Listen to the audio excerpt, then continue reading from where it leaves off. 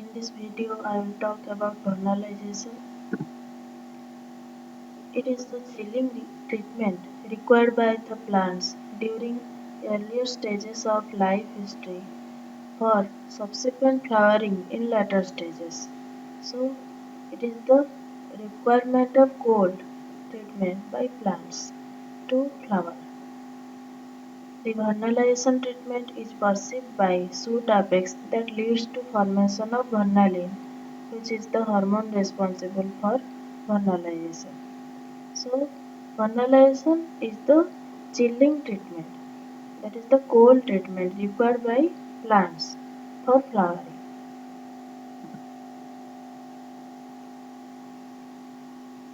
In the top image, you can see the seed is sown before winter season, and during winter it receives the cold treatment naturally, and it flowers in the first summer. And in the middle image you can see this seed is sown after winter season, so it misses the cold treatment and it does not flower in the first summer, but after receiving cold treatment in the subsequent winter season it flowers in the second summer. And the cold treatment can be given artificially, that is given in the third diagram. So the plant planted in spring produces flower in first summer. So the plant requires cold treatment for flowering.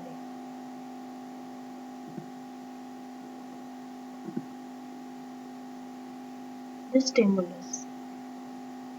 This cold stimulus is received by meristematic cells in the bud and apex of the embryo in the seed, and also meristematic cells in the intact plant buds.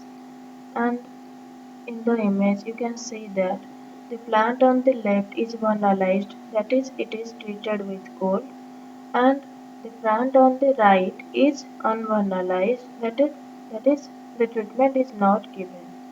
When you do the grafting, then both the plant flower. So if you don't do the grafting, then the vernalized plant will flower and the unvernalized plant will not flower. But if you do the grafting, then both the plants will flower. That means the vernalization stimulus received and it is converted into a chemical form that is transported when grafting is done. So the uh, the uh, change that occurs in the plant is a chemical that can translocate through grafting.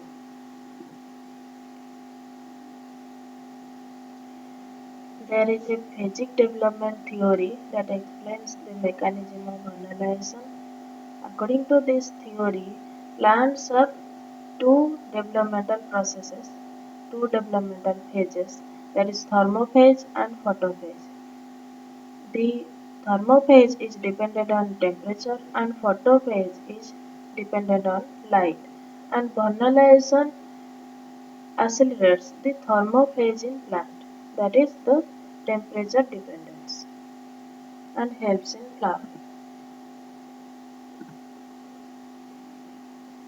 Hormonal theory says that there is a precursor molecule, let's say A, which after receiving cold treatment becomes B, that is thermolabile molecule.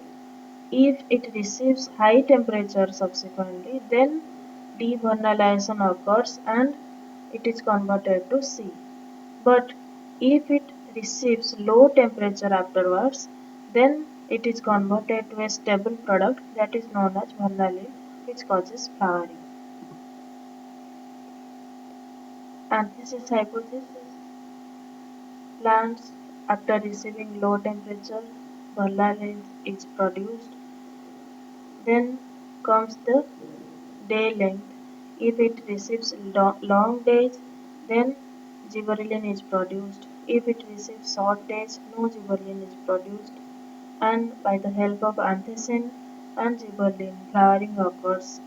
If gibberellin is not produced, flowering does not occur.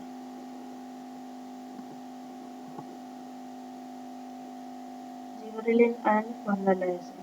Gibberellin has the capacity to replace the low temperature requirement. That means if you do not provide cold temperature, instead you provide gibberellin, then that can cause flowering also.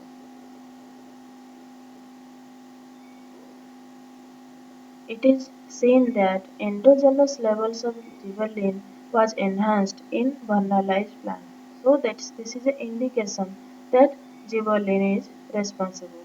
So the product of vernalization, that is known as vernalin, could be a particular gibberellin or mixture of gibberellins. So that vernalin that is produced by vernalization is actually gibberellin or a mixture of gibberellins. Here you can see the precursor molecule after chilling is converted to B. If it receives high temperature, then devernalization occurs. If it receives subsequent low temperatures, then it is converted to D, which forms fluorogen, and it is transferred to the apical portion where meristematic cells are present and causes flowering. Then applications, the vernalization treatment shortens the vegetative periods and induces flowering, so it causes the plants to flower earlier. So short time is required for flowering, it reduces the cost of production. Also, we can harvest more number of crops by vernalization treatment during a year as compared to no treatment.